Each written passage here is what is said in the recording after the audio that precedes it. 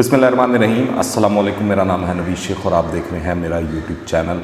Mohsin bag साहब ने कहा था खान तू तो गया, वो लग रहा है कि अब इम्प्लीमेंट होने जा रहा है और वो उनकी बात जो है वो सच साबित होने जा रही है, क्योंकि गुज़िश्ता रात से जो इतलात आ रही हैं, चीज़ें सामने आ रही हैं कि MKM और पीपल्स पार्टी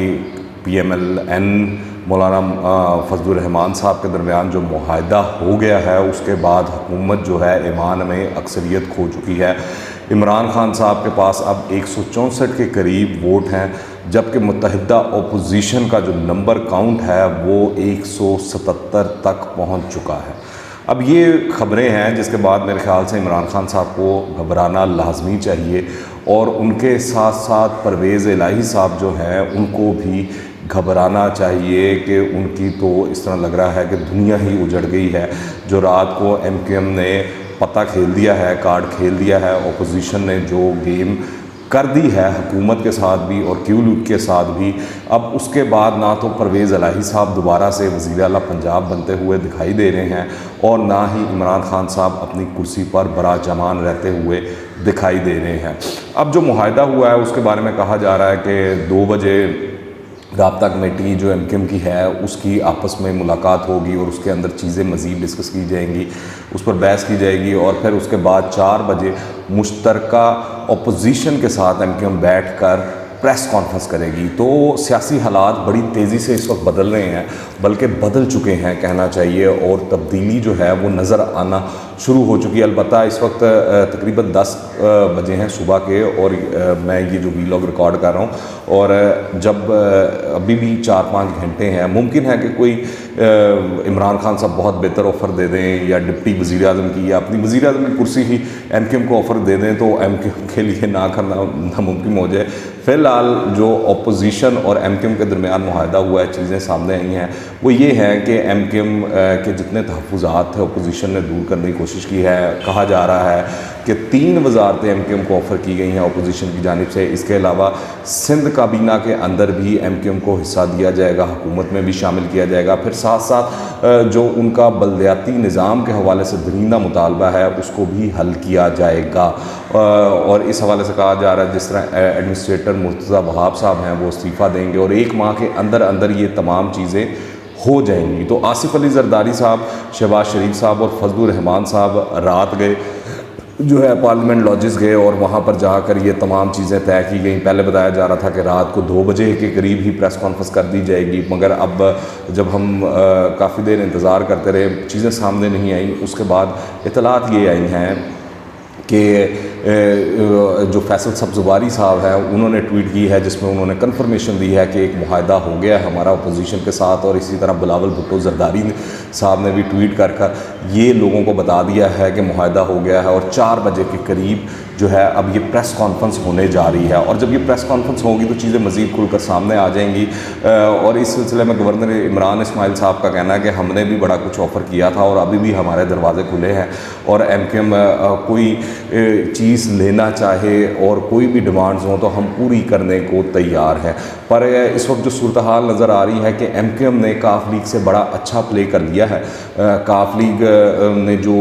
कबल अज़ वक्त मेरे ख़्याल से ऐलान कर दिया है इमरान खान साहब की हमायत का, वो उसको अब हॉन्ट करेंगे आने वाले दिनों के अंदर भी और आने वाले वक्तों के अंदर भी।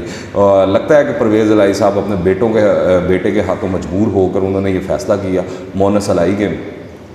मगर अब ये जो फ़ैसला जो है उनको आने वाले दिनों में बहुत ज़्यादा हॉन्ट करेगा, क्योंकि ये भी मुमकिन है कि उस्मान बुज़दार की जो समरी गई हुई है इस्तीफ़े की, वो वज़ीर आज़म जो हैं वो गवर्नर को भेजे ही ना और उस पर साइन ही ना और उस्मान बुज़दार वहाँ पर बरकरार रहे और उसके बाद जो भी तरीके अदम एतमाद आती है, जो भी मामला होता है, वो चीज़ें फाइनलाइज़ की जाएँ और मामलात को उस तरफ लेकर जाया जाए। पर परवेज़ इलाही साहब का इन तमाम सूरत हाल के अंदर दोबारा से वज़ीर आला बनना अब मुमकिन नहीं दिखाई दे रहा है। फिर अगर आपको याद हो कि तो वो इमरान खान साहब तो बहुत ज़्यादा इस तरह की चीज़ों में बिलीव करते हैं और वो करते हैं सारा मामला, तो उनके वाले से ये भी खबरें मंसूब थी, अगर जब याद हो तो उस्मान बुज़दार पर जब भी बात होती थी कि उस्मान बुज़दार को हटा दिया जाए पंजाब के लोगों की बेहतरी के लिए, क्योंकि पंजाब में गवर्नेंस के जो हाल हैं वो सबके सामने हैं, सब भी जानते हैं। तो وہ عمران خان صاحب کیوں نہیں ہٹاتے تھے، اس حوالے سے بہت سے لوگوں کا ماننا تھا شاید ان کو کسی بزرگ نے، کسی پیر نے ان کو مشورہ دیا ہے کہ عثمان بزدار کو نہیں ہٹانا، جس دن آپ عثمان بزدار کو ہٹائیں گے اس دن آپ کی حکومت چلی جائے گی۔ تو جب سے عثمان بزدار کا استعفیٰ آیا، حکومت کے دن جو ہیں وہ مزید تیزی سے جاتے ہوئے ہی دکھائی دے رہے ہیں، اور حکومت کسی صورت اب بچتی دکھائی نہیں دے رہی ہے۔ یہ جو 4 بجے آج پریس کانفرنس ہونے جا رہی ہے، اس کے بعد تو میرے خیال سے عمران خان صاحب ہوں یا حکومت ہو یا کاف لیگ ہو، اس کی تو لٹیا ہی ڈوبتی ہوئی دکھائی دے رہی ہے۔ اور وہ جو محسن بیگ صاحب نے کہا تھا نا کہ خان تو گیا، وہ بالکل منوان جو ہے وہ ثابت ہوتا ہوا اس وقت دکھائی دے رہا ہے۔ اور جو اپوزیشن ہے وہ بڑے اچھے طریقے سے اور بڑے پلان طریقے سے اپنے پتے کھیل گئی ہے، یہاں تک کہ آپ دیکھیں کہ اب اپوزیشن کو منحرف اراکین کی ضرورت نہیں ہوگی مزید، کیونکہ ان کا نمبر گیم جو ہے 177 تک پہنچ چکا ہے۔ اور اسی حوالے سے جو وہ عامر لیاقت صاحب جو ہیں وہ بڑی رات سے ٹویٹس بھی کر رہے ہیں، چیزیں بھی سامنے لا رہے ہیں، بتا رہے ہیں کہ پنجاب میں وزیر اعلیٰ عثمان بزدار بھی نہیں ہوں گے، پرویز الہی بھی نہیں ہوں گے، اور وفاق میں عمران خان صاحب بھی نہیں ہوں گے،